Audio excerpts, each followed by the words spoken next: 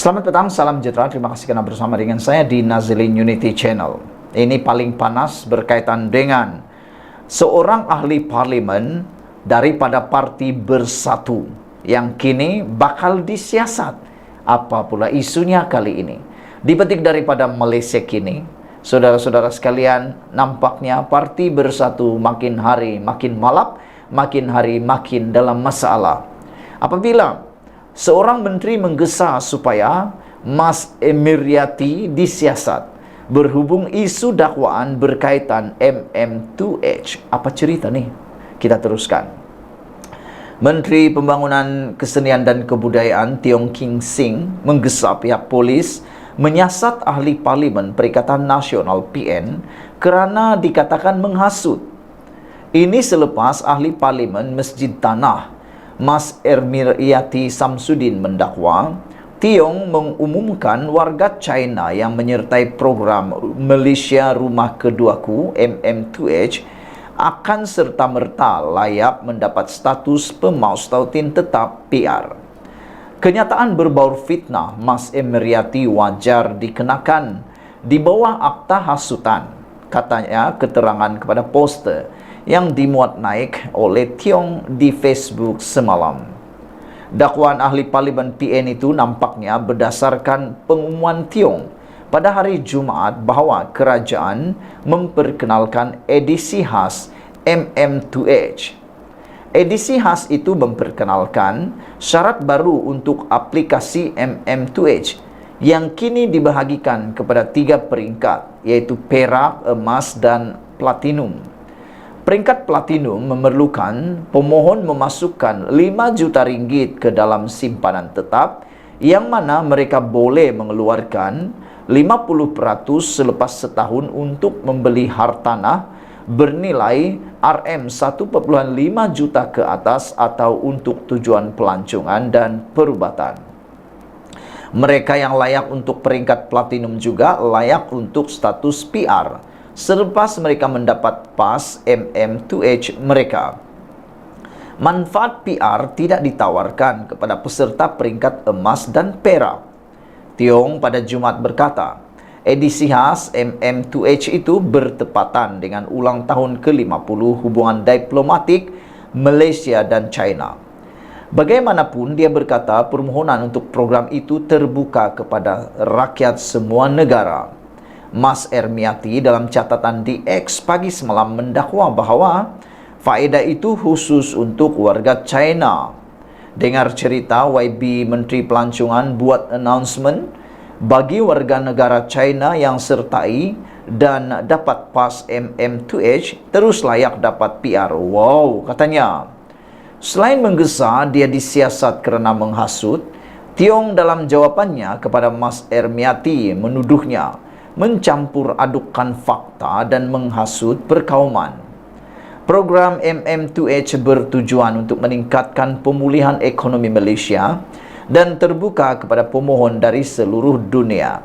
Kenapa Mas Emiriati mengelirukan orang ramai dengan mengatakan program itu hanya pemohon dari China sahaja? Adakah Mas Emiriati cuma merosakkan keharmonian kaum soalnya? Dia menegaskan bahawa pemohon MM2H perlu memenuhi syarat ketat dan kategori baru serta faedah yang diumumkan bertujuan untuk menarik lebih ramai pemohon. Mas Emiriati pada Jun sambil memuji pengendalian Kerajaan Perikatan Nasional yang lalu terhadap MM2H bertanya, sama ada pentadbiran semasa sedang mengkaji bagaimana Thailand, Indonesia dan Singapura mempromosikan versi program mereka. Dia berkata, negara jiran lebih agresif dalam kenaikan pangkat mereka sambil turut menawarkan keperluan yang lebih fleksibel untuk bakal pemohon. Itulah dia, saudara-saudara sekalian, pengumuman daripada Menteri Kebudayaan, Pelancongan, Kesenian dan Kebudayaan Tiong King Sing yang menggesa Mas Emiriati disiasat isu dakwaan berkaitan MM2H. Sekian dulu untuk kali ini. Jangan lupa tinggalkan komen anda, tekan butang subscribe. Kita jumpa lagi. Bye-bye. Selamat petang, salam sejahtera. Terima kasih karena bersama dengan saya di Nazilin Unity Channel. Ini paling panas, pendedahan paling panas yang wajar Anda dengar. Kata seorang menteri, saya sahkan memang ada ketirisan penyelewengan subsidi kepada rakyat. Wah, ini memang panas. Bayangkan, apa ketirisan itu, siapa yang tiriskan dan kenapa boleh berlaku? Dan apa pula penyelewengan subsidi kepada rakyat yang berlaku? Jom kita dengar. Menteri Perdagangan Dalam Negeri dan Kos Sara Hidup Datuk Armizan Muhammad Ali mengakui wujud ketirisan dan penyelewengan dalam pelaksanaan subsidi yang diberikan kepada rakyat. Bagaimanapun beliau belum boleh menyatakan sejauh mana tahap permasalahan terbabit berlaku ketika ini. Saya tidak nafikan ketika memangku jawatan menteri di Kementerian Perdagangan Dalam Negeri dan Kos Sara Hidup sebelum ini, kita memang mendengar kabar angin berhubung ketirisan dan penyelewengan subsidi. Kini, saya mengesahkan semua itu memang berlaku. Namun, kementerian masih melihat perkara itu secara teliti untuk mengetahui tahap permasalahan berkenan. Masalah ini turut membabitkan subsidi minyak masak paket dan pelbagai barangan lain. Ada isu berkaitan sorok barangan. Malahan terdapat juga segelintir pihak tidak bertanggung jawab membotolkan semula minyak masak paket bersubsidi supaya boleh dipasarkan dengan harga lebih mahal. Katanya, selepas merasmikan Majlis Musical Platinum Grand Reunion Sekolah Menengah Kebangsaan St. Joseph 2023 di sini hari ini. Mengulas lanjut, Armizan berkata, kementeriannya juga sedang melaksanakan proses audit di seluruh negara ke atas semua syarikat, pembungkusan dan pembekal yang dilantik. Beliau berkata, audit berkenaan dibuat sejak Oktober lalu dan berlangsung sehingga Mac tahun depan. Apabila audit ini selesai, kita akan bentangkan laporan itu. Kerana saya berpendapat, isu ini antara perkara yang tidak boleh dikompromi, berikutan ia membabitkan kepentingan rakyat, kata beliau lagi. Kita di kementerian memberi amaran kepada semua pihak tidak bertanggung jawab. Ini hentikan cara berniaga dengan mengambil keuntungan atau subsidi yang sepatutnya dimanfaatkan kepada golongan yang memerlukan, kata beliau lagi. Wow, baru saja menjalankan tugas, baru saja dilantik sebagai Menteri Perdagangan Dalam Negeri dan Kos Sara Hidup, Datuk Armizan Muhammad Ali sudah menunjukkan belangnya, sudah menunjukkan kredibilitinya. Ini yang kita mau, menteri seperti yang ini kita mau. Tidak lagi menafi-nafi, tapi mau bekerja, mengejar apa yang patut beliau lakukan. Saudara-saudara sekalian, kita suka apabila ada menteri begini yang kita dapat berharap. Kita harap menteri ini dapat menangkap semua penjahat yang suka membuat untung tapi merugikan negara dan rakyat. Dengan amaran daripada menteri ini supaya pihak yang tidak bertanggung jawab ini menghentikan cara berniaga dan mengambil keuntungan atau subsidi yang sepatutnya dimanfaatkan kepada golongan memerlukan. Saya bersetujulah, cepat-cepatlah tangkap orang yang tidak bertanggung jawab ini, karena menurut beliau ada yang memeket semula, memasukkan atau membotolkan semula minyak masak paket untuk mendapat meraih harga yang lebih mahal. Ada juga yang dia sebut sebagai menyorok barangan, malah ada juga segelintir yang membotolkan semula minyak masak.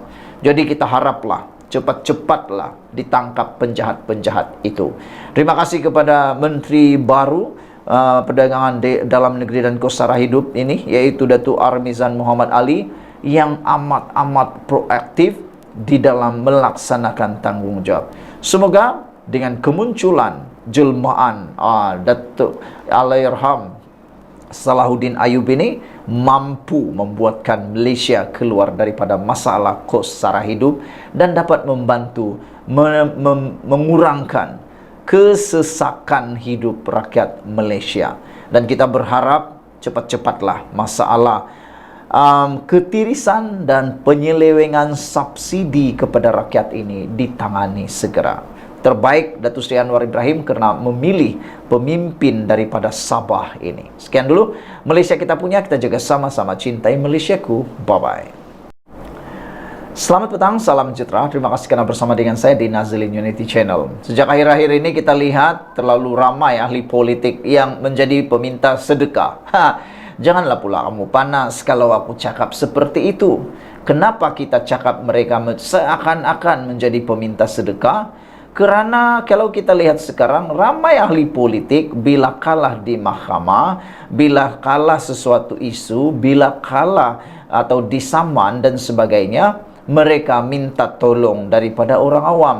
Ada yang buka tabung inilah, ada yang buka tabung E, tabung B, tabung C, tabung D, dan macam-macam. Dengan alasan untuk meminta bantuan membayar saman, membayar compound, membayar ganti rugi, membayar macam-macam lah yang mereka minta tolong. Tapi yang kali ini lebih mengejutkan kita. Kalau selama ini yang kita nampak apabila ahli politik minta tolong bayar saman, ada yang minta tolong untuk membantu orang yang susah. Kalau nak minta pertolongan bantu orang susah, itu tak apa, kita tak banyak cakaplah. Sebab itu satu pahala, satu bentuk amal yang patut kita lakukan. Contohnya, tabung membantu rakyat Palestin, tabung membantu orang yang kena banjir, yang kena musibah, contohnya rumah terbakar, ditiupkan ori ribut dan sebagainya. Itu adalah perkara yang memang kita galakkan dan tidak perlu dikecam. Tapi yang kali ini pula dapat kecaman hebat apabila netizen sendiri mengecam ahli politik pemimpin PAS ini. Manakan tidak dikecam? Bayangkan, beliau meminta derma untuk baiki kereta. Pernah Anda dengar ahli politik minta derma untuk baiki kereta? Tak pernah dengar kan? Ini kali pertama saya dengar orang ahli politik minta derma baiki kereta. Apa cerita nih? Kereta tu pula kenapa? Dengar-dengar laporan ini, netizen akhirnya mengecam, mengutuk ataupun menghentam habis Ustaz Ahmad Dusuki kerana minta derma nak baiki kereta. Apa cerita? Seorang ustaz dari PAS mendapat kritikan setelah meminta derma dari orang ramai untuk membaiki kereta syarikatnya yang terlibat dalam kemalangan. Melalui hantaran di Instagram, kereta yang dimiliki oleh pasukan media Ustaz Ahmad Dusuki Abdurrani dilaporkan terlibat dalam kemalangan dan memerlukan sekurang-kurangnya RM5.000 untuk kos pembaikan. Dalam hantaran tersebut, Ahmad Dusuki menyatakan bahawa dia memerlukan sumbangan dari 1,000 penderma dengan jumlah sekurang-kurangnya RM5 setiap orang. Kan kita selalu dengar membantu rakyat mengurangkan beban sara hidup, membantu rakyat mengurangkan beban hidup. Tapi kenapa pula minta derma daripada rakyat? Yalah, RM5 itu tak banyak. Tapi bukankah itu tanggung jawab sendiri? Kalau kereta sendiri rosak, pergilah baiki sendiri. Lagipun jumlahnya RM5.000 saja pun gaji itu banyak duit tu. RM5.000 tu bukan banyak sedikit pun. Mintalah bantuan ahli politik rakan-rakan Anda.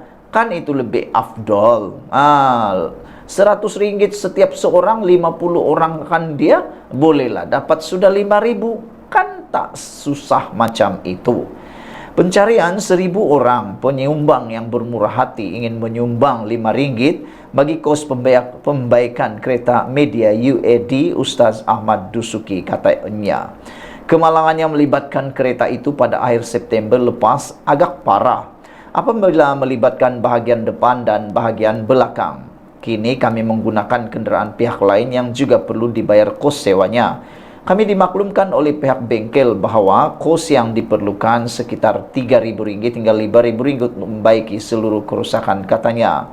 Ahmad Dusuki menyatakan bahawa mereka tidak dapat membuat tuntutan insurans disebabkan beberapa masalah teknikal.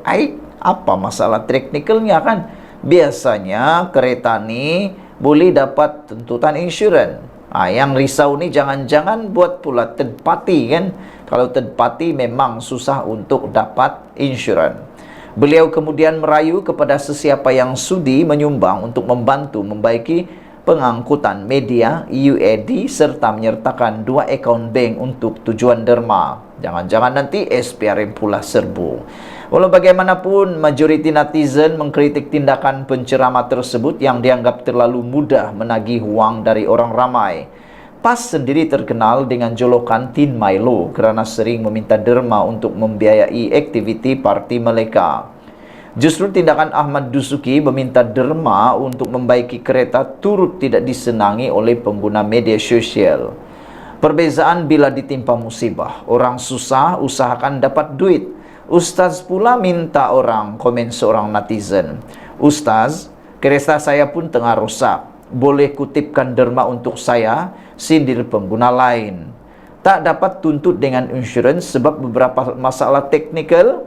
Mengaku jelah insurans pun tak ada. Senang je nak kutip derma. Komen pengguna lain menunjukkan kekecewaan terhadap kejadian atau terhadap tindakan tersebut.